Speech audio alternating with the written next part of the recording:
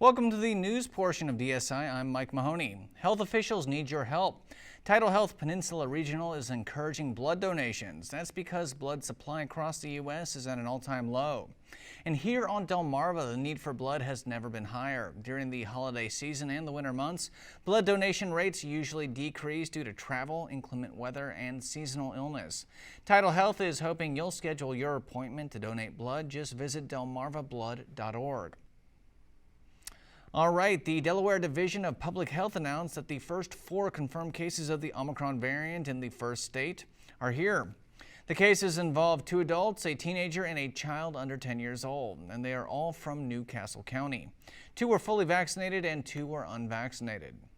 Moving now to Easton with the latest update on the removal and relocation of the Talbot Boys Confederate Monument. The statue has officially found a new home, moving to Cross Keys Battlefield in Virginia. But the change of location wouldn't be possible without funding. The Move the Monument Coalition set up a fund through the Midshore Community Foundation to raise money. As of this week, enough funding was collected to make the move happen. Now the statue will stay in Virginia, where council members say, quote, "We are deeply thankful for the support to relocate the monument to a more appropriate location." In other news, climate change is a major concern across the U.S., especially with massive tornadoes that recently hit 8 states. A Salisbury University professor says more storms could be ahead, and now is the time to be proactive. Here on Delmarva, we aren't at real high risk for tornadic activity, except for during like hurricanes and tropical storms. That likelihood is fairly low for us. But with climate change still a major talker and many opinions up in the air, scientists say don't let your nerves get the best of you. Scientists are not able to say with high confidence that the change or the occurrence of tornadoes is linked to climate change. That doesn't mean you shouldn't be prepared for more weather makers. Gabby Ross, coast keeper with Assateague Coastal Trust, tells us that stronger storms will become more common. Massive tides that is really wreaking havoc on a lot of local communities, especially those that are close to the water. Though experts say the storms are inevitable, that doesn't mean the conversations we have right now can't help prepare us for what's ahead.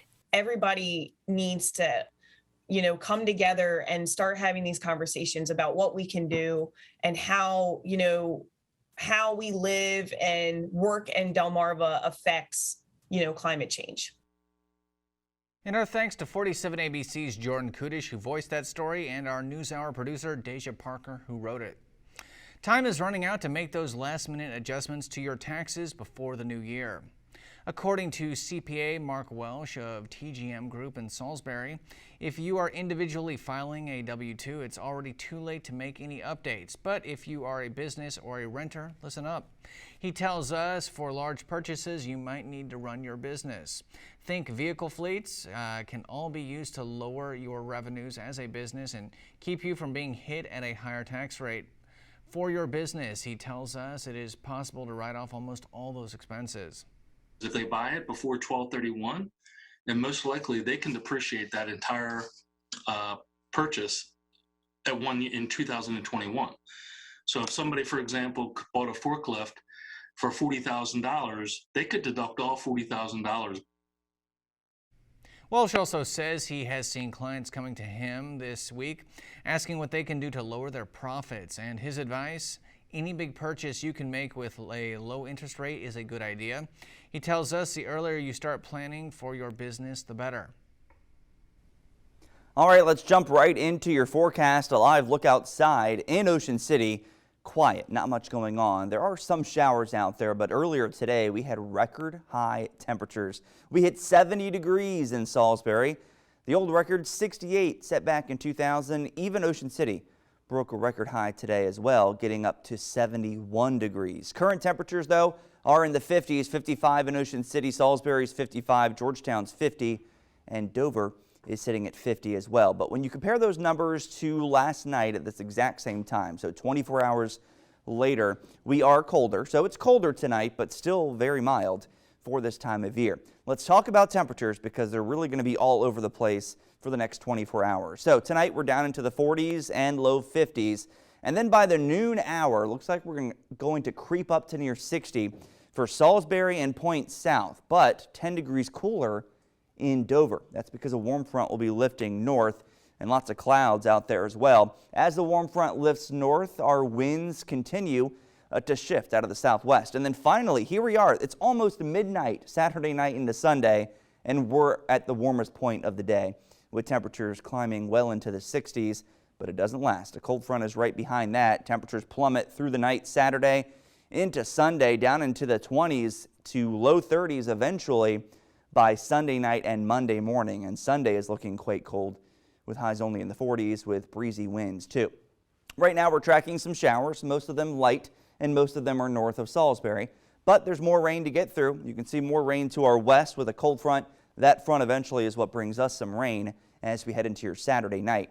Tonight, though, we're just getting a little bit of rain at times, not a lot. Temperatures in the upper 40s to near 50. And then tomorrow, it does appear to be a mostly dry day. So if you have any outdoor activities, don't cancel them.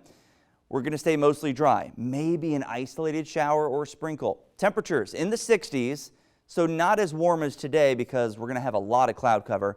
And it's going to stay cooler to the north. So we're going with 60 to 65, but if you're watching us in Dover, you're going to struggle to get the 60 during the daytime hours. It's going to be much, much cooler for northern Delmarva. Again, a very complicated temperature forecast. Let's talk about Salisbury specifically tonight, down to right around our favorite number tonight, 47 degrees.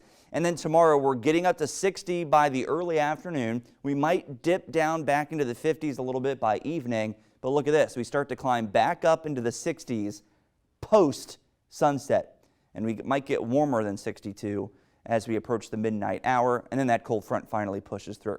On the water tomorrow, no advisories. The winds will be light, but those winds pick up in intensity for the day on Sunday. It's going to be a cold wind as well. This is weather whiplash. We're going from spring-like temperatures to winter temperatures coming back for the second half of the weekend. Some spotty showers overnight tonight. Lots of clouds into your Saturday, but mostly dry. And then here comes the cold front Saturday night into Sunday, right around midnight when we're very mild into the 60s. Then that's when temperatures crash and the rain pushes in. The rain eventually tapers off by noon on Sunday, and then some sunshine does come back. Your 7-day forecast, quite cold for the second half of the weekend. Gets even colder on Monday, but not as breezy, 44.